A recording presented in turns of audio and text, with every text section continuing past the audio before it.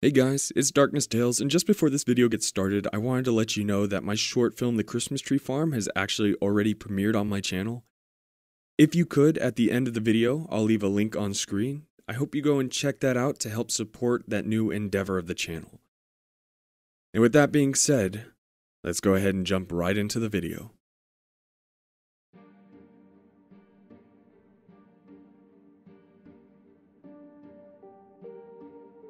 Man, it's cold. You'd think I'd be used to it by now. Pulling my scarf a little tighter, I take one last drag of my cigarette and flick it to the ground, crushing it underfoot. I watch as it flares for a moment, a fleeting fight for life, before quickly fading to black on the frozen ground. Last one. I had checked all the nearby stops and there were none left. There wasn't much of anything left after the looting. Goodbye, old friend. I give the nearby landscape a quick once-over, surveying it as I do every time I come out for a smoke. Snow. Snow everywhere. With a great sigh, I pull the glove off my right hand, fumbling in my pocket for the photo. Their photo. It's all I have left. My girl's.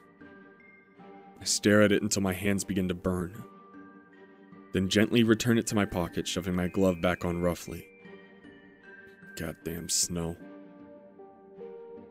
Turning around to face the building, I reach for the cold metal handle, pausing a moment to read the sign on the door. National Weather Service, Key West, Florida. This used to be a forecast center. We'd sit around predicting the weather for locals and tourists alike. Well, mostly the tourists. The locals could always pretty much predict the weather themselves. Warm, sunny, sometimes rainy, with the occasional hurricane to keep things lively. After the snow came, though, there didn't seem to be much point in going through the motions of forecasting. We did it for a while. We thought the snow was temporary. We thought it was some weather anomaly that would evolve after a few days. Maybe a week at the outside. We were wrong. It's only ever snow. Snow in a balmy 28 degrees Fahrenheit. Turning the handle, I give the door a yank and it opens with a groan. Everything is frozen these days, even the doors. The door is set in a wall of square glass panes which have been covered with plastic and blankets in an attempt to better insulate the building. I walk quickly through the chilly lobby, the coldest part of the building. It's become something of a storage room. There are piles of things in disarray on either side of me. The only clear path is to the door, at the far end of the room. It's another door, better insulated than the first. Passing through, I close it quickly behind me. I hang my coat, scarf, gloves, and hat on the hooks opposite the door, and head down the hallway. Turning the corner, I enter the main part of the building. We call it the bullpen. The building wasn't always like this. It used to be individual offices and other rooms, but when the snow came, it changed everything. For everyone. Now, instead of sitting in our offices forecasting the weather, we all sit at desks in one big space, for shared warmth as much as anything else, and try to figure out what the hell happened. Bill looks up as I enter the room, greeting me with a nod. "How is it out there, John?" he asks. "Oh, you know," I reply, cold.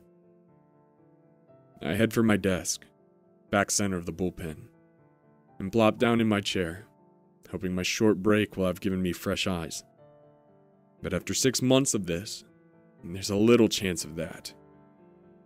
I lean back in my chair, close my eyes, and rub my temples, internally reviewing what I know.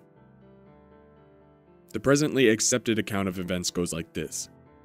A little more than 6 months ago on Christmas Day, by sheer chance, some complete and utter fluke, at precisely 8:17, everywhere around the world, you could hear the opening strains of Bing Crosby's White Christmas. All at once, everywhere in the world, even every radio station, every internet music service, every CD player played that song. It didn't matter if those particular people or cultures celebrated Christmas. It happened everywhere, without discrimination. Even people who hadn't been listening to music swear their radios switched on. Crosby sang about dreaming of a white Christmas, and that's what we did. Everyone, everywhere around the world, all at once, fell instantly asleep, and we all dreamed of a magical snow-covered world. By all accounts, we were only out for maybe 3 minutes, and when we woke up, it was snowing. Everywhere, all at once. It started slowly. Beautiful, fluffy snowflakes fell like confectioner's sugar from the sky, and soon everything was covered in a blanket of white. No one worried until the next day. Even in tropical places like this, on Christmas Day, the Christmas snow seemed like a Christmas miracle. In the harsh light of December 26th, it was just snow, and it was cold. Now, early July, it's more than that. The world's infrastructure has begun to collapse. For a while, the northernmost regions of the world fared well easily, but now they find themselves faltering as their goods and services from southern suppliers dry up. The closer you get to the equator, the more prevalent the death. We just weren't prepared for anything like this. Give us a couple days of snow and we'll manage, but this is something else entirely, and people just couldn't stay warm. Most equatorial survivors have set off on treks to naturally colder climates in hope of salvation. But it's not an easy journey, and many of them won't make it. Even if they do, at this point, there's no telling how much longer those places can hold out. Current models project a year at most. Sitting up, I open my eyes and look around the room. There are 3 of us now, and 9 empty desks. Those desks used to belong to people, but they all either headed north with their families in search of hope, or perished in the cold, or both. Bill and Marcus are old bachelors, and don't have a family to lose or protect. Sometimes, in moments of weakness, I envy them for that. But not really. Most days, those memories are all that keep me going. I just want answers. Shaking my head, I try to dislodge the thoughts of my family. I need to focus. Marcus comes into the room and looks at me expectantly. That look means he's been out to clean off the radar and get the generator going. Alright guys, I address the room. Fire it up. Being so far south, we lost power early on. Luckily, Bill is an avid survivalist and had a generator and huge stockpile of gas on hand, not to mention food and other supplies and equipment. He was the first one to leave home and set up shop here. He's the reason we have heat. He's the reason we're still alive. We do this once a week. There's never been anything. It's only ever snow. I let the ritual continue because it gives them hope. But it's only ever snow. John. Bill's gruff voice penetrates my thoughts. There's something. I stand bolt upright. In 6 months, there has never been anything. It can't be. Thumbing the photo in my pocket, I quickly cross the bullpen and stand at Bill's side. He points to an island northwest of us. Oh my God. The precipitation over Wisteria Island is gone. There's a break in the snow, but it doesn't seem to be spreading. It's like there's a Wisteria Island-shaped hole on the screen. I'm going over there. I run to the door and start to layer on my outdoor clothes. Bill and Marcus are close behind. John, be reasonable. You don't know what's happening out there. We should continue to observe the event from here. Bill pleads with me. You should continue to observe the event from here, but I am going out there. John, there's no reason to risk your life for this. If we just use a little more caution, we can figure it out safely. Marcus reasons. There's no time, Marcus. Thank you both for your concern, but if the weather has changed somewhere, I need to know why. If we figure that out, maybe we can save some lives. I finger the photo in my pocket again. I will not be swayed from this. I couldn't save my family, but there's a chance now that I can save others, and I won't ignore that just to keep myself safe. Please understand. I have to do this. Marcus nods. All right, Bill sighs. We'll stay here and keep the radar going. Take these with you. He hands me an assortment of gear which I shove into my pockets. Please, try to be safe, Marcus adds. I say my goodbyes and trudge out into the snow, heading toward the bite. Normally a 20-minute walk, in this weather it takes much longer, and I have ample time to survey the carnage. I think the three of us are the only people left alive on this island. The continued snow has destroyed most of the buildings, and the continued cold has killed those who didn't flee north. Bodies pepper the streets. There's a marina at the end of the island. Like everything else, it's in shambles. Some of the boats have receded into the water under the weight of the snow. Others have been used as vessels of an attempted escape. As I approach the marina's small office building, I see the windows are broken and the door stands ajar. I'm not the first to come in search of a boat. I grab a handful of keys that remain in the office, use the tag on each key to check the associated boat. Number 17, gone. Number 24, gone. Number 8, sunk. Number 14, gone. Number 31, maybe. Number 31 is covered enough that it's not completely full of snow. I clear out enough snow to climb in, prime the fuel line, and shove the key in place and give it a turn. The key doesn't budge. Damn. I continue through the keys until I find another promising boat. Number 15. This time the key turns, but it won't start. Last key. Last boat. Lucky number 3. It's full of snow, but still properly afloat. I dig out a hole near the controls and hop in. Key turns. I let the engine power up, and heavy on the choke. I try the ignition. And the boat roars to life. Deeply relieved, I pull her gently out of the marina. Even at my slow pace, it doesn't take long to cross the 600 yards of saltwater slush to the island.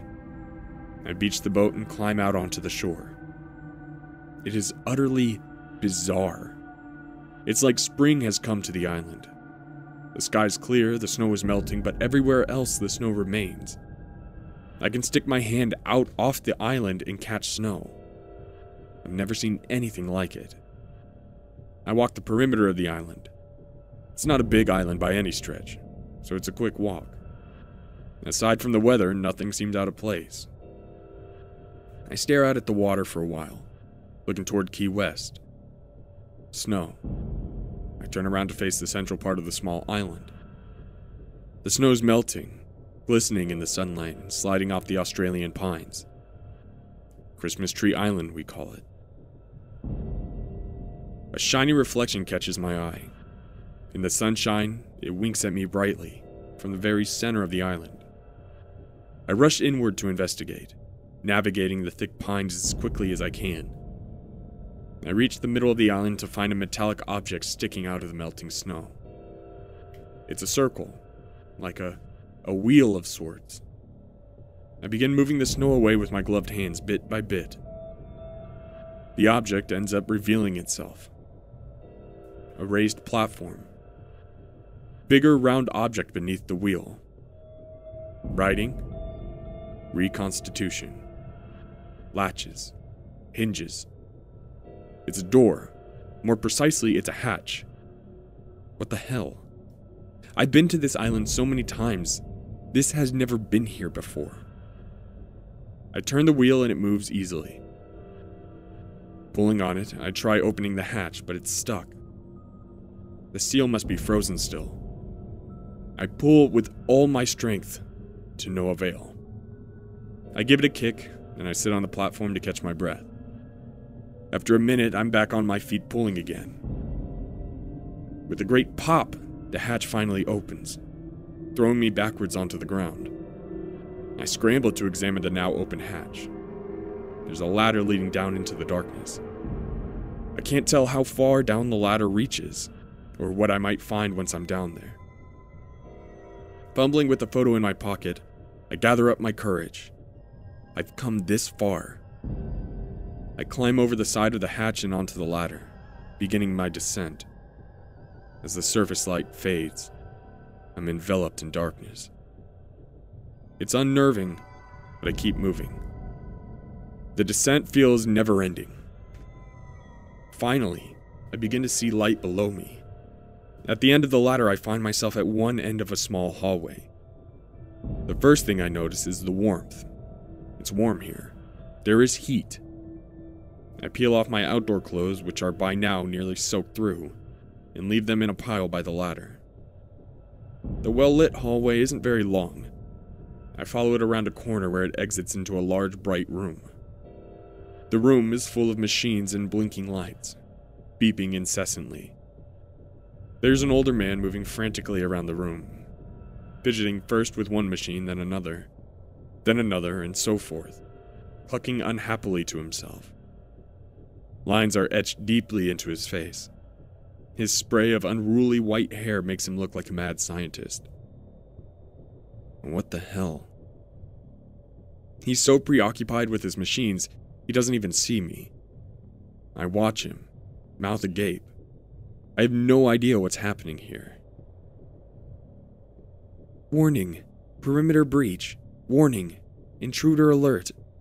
A machine near the man responds to my presence. Shut up, you, the man says in a thick Scottish accent, banging on the machine in an attempt to silence the alarm. I told you before, there's no... He looks up then, noticing me for the first time. His eyes grow wide. Jumping to his feet, he crosses the room and addresses me angrily. Who are you? How did you get down here? You can't be here. Who am I? I respond. Who are you? What the hell is this place? You first. How did you find me? He asks accusingly. There's a sizable hatch in the middle of this tiny island. It wasn't rocket science. Oh, damn. The cloaking device must be on the blink too. The... cloaking? He dismisses my confusion with a wave of his hand.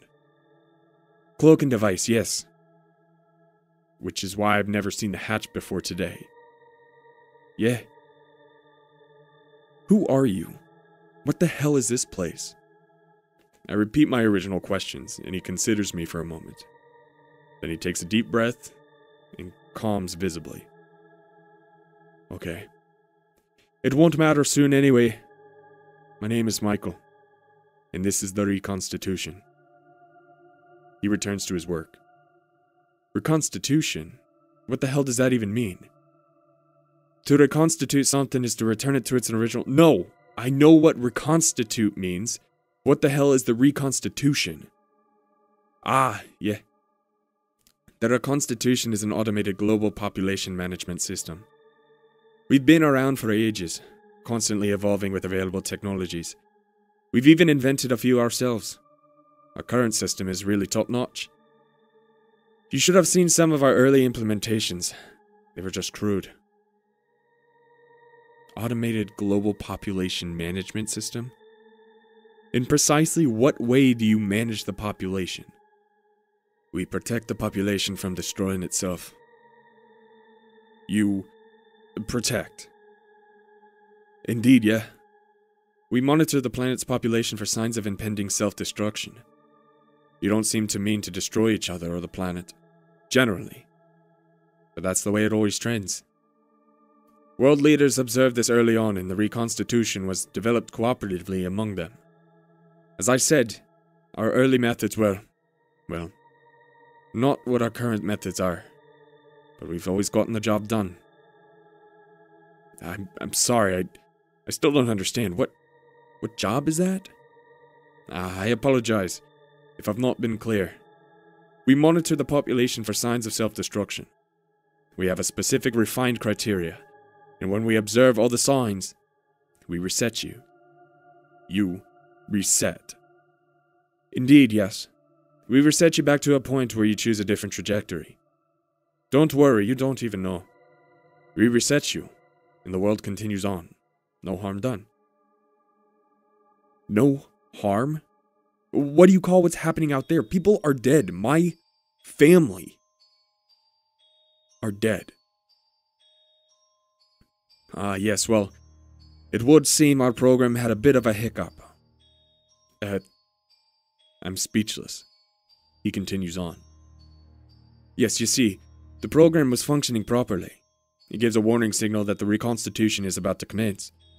It is programmed to choose something culturally relevant and comforting to the population.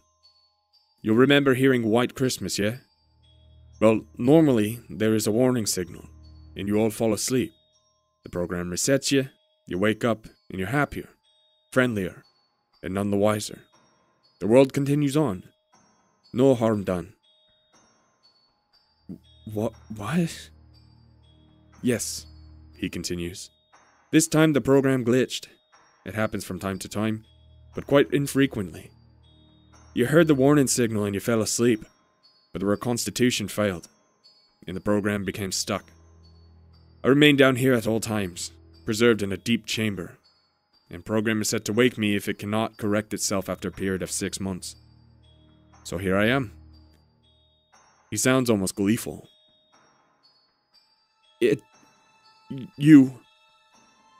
I can barely process the things Michael is telling me. Fingering the photo in my pocket, I think of my girls. Given everything unbelievable that has happened in recent days, what makes this any different? I let it all sink in. What about the snow? I ask him finally. Nanobots. Nanobots. Indeed, yes. Nanobots are currently accepted method of reconstitution. During the process, the nanobots materialize as required and disappear again quite quickly. While our reconstitution bots are cold and white, they're not generally present in the quantities required to resemble snow.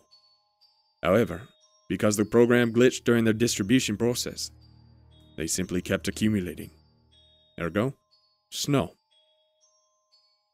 But I've seen it. It is snow. I saw it melting above us maybe an hour ago. Not melting. Retreating. I've been working on repairing the program using the island as a small-scale test for the site. For development purposes. This guy's mad. Utterly and completely mad. Still, it was a more plausible theory than anything I, or anyone else, had been able to come up with in 6 months since the snow came. Let's just say everything you told me is true. How can you do this? You can't control people like this. It's not up to you to decide the fate of people's lives. Actually, you're correct. It's not up to me. It's up to the program. And specific criteria we developed and refined over centuries. So you're saying it's up to a machine. A machine controls the fate of every person on this planet. Indeed, yes. No. No. Stop what you're doing. I can't let you do this. I pull a flare gun out of my pocket and aim it at him. It's the only thing I have that's of any use in this situation. Michael looks confused and alarmed. I'm not sure you understand. Once I fix this and complete the reconstitution successfully, everything will be like it was before the glitch. Everyone will be restored. Your family will be restored. And they'll have no memory of this. I falter. My family. My girls. I can have them back. And it would be like none of this ever happened. God, I want that so badly. I lower my gun and think of my wife. She would hate this. She was so beautiful. She had such a good heart. This is wrong, and I know it. And she would know it. If it were her standing here, she wouldn't even hesitate. No. I raise my gun again. No. This ends here. Step away from the machines. I'm sorry, Michael says. That's not gonna happen. Before I can react, I see him push a button on a console, and the room begins to spin. I fall to my knees, then kneel over, and everything goes black. I feel my consciousness returning. Instinctively, I bring my hand to my head. It hurts so... Oh. No, it's fine. I must have been dreaming. I feel another hand on my head and open my eyes in alarm. Are you alright, love? You seem to have had a bit of a start, Stella says, kissing my forehead. I'm fine. As far as I can tell, anyway. The bedroom door swings open suddenly, and the girls come bounding in and onto the bed. It's Christmas! It's Christmas! They shout, jumping up and down on us. Stella laughs happily. Merry Christmas, my love, she says, kissing me softly. What's wrong with me? I shake my head, trying to clear away the lingering feeling of unease left by the dream I can't remember. It's Christmas. Merry Christmas, my girls, I exclaim, hugging them all. Shall we go see what Santa left for us? As we make our way down the stairs, I hear the opening strains of Bing Crosby's White Christmas float in through the open windows.